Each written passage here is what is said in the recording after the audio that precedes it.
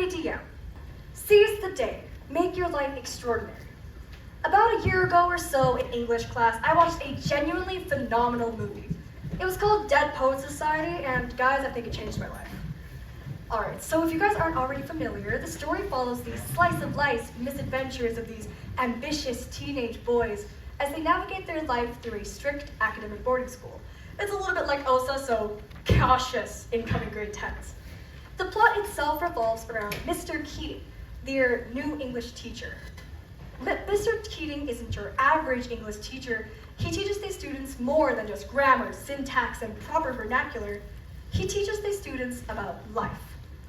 On Mr. Keating's first day, the students hobble into class ready for another soul-sucking lesson, and Mr. Keating, like any other day, tells them to take their seats and open to their textbooks the introduction. But instead of, teaching them a regular lesson, Mr. Keating instead instructs them to rip the pages out. See, the students are bewildered and hesitant at first, obviously, but they are filled with this feeling of thrill.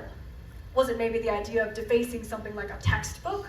Maybe they were just listening to Mr. Keating's instructions. Who knows? Regardless, the dullness of their afternoon has faded, and these students, they have never felt more alive.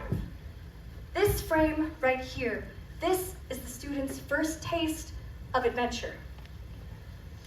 Now, carpe diem is a Latin phrase. Carpe means to seize or make use of, and diem means day.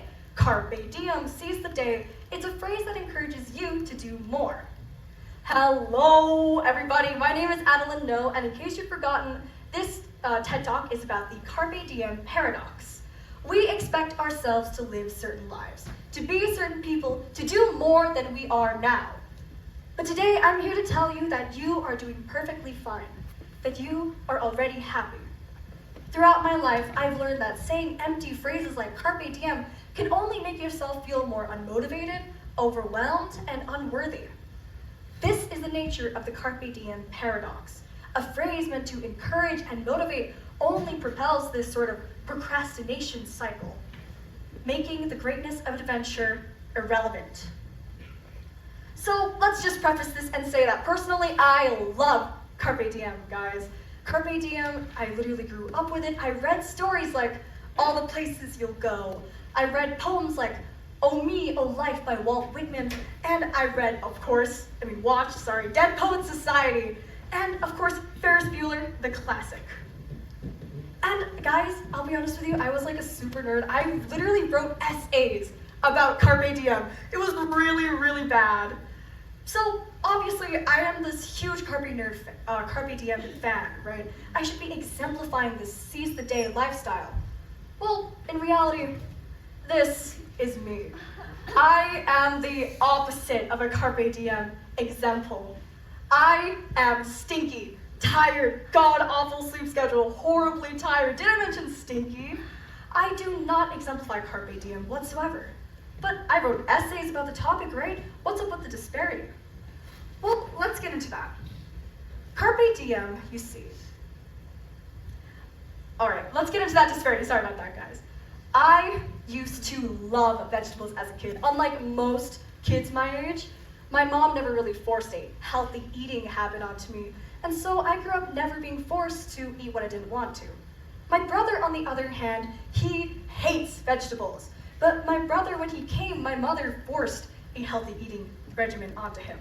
We started eating Canada Food Guide meals, getting candy maybe once or twice in a blue moon. It was obvious that something had changed.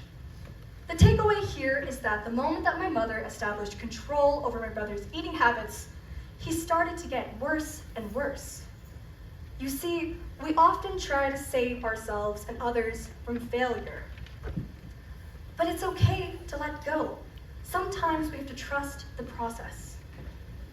Back in elementary school, I used to be the top dog, guys. I loved to read science cartoons. Are you kidding me? Science cartoons. I read like Bill Nye. I always raised my hand. I was never late.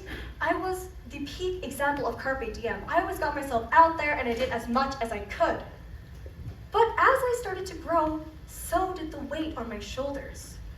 I started to feel tired, burnt out, And I was stuck between this memory of myself who was so motivated and Carpe Diem-ish, if you will, and then there was the real me who you saw right here on this slide who was so tired and unmotivated.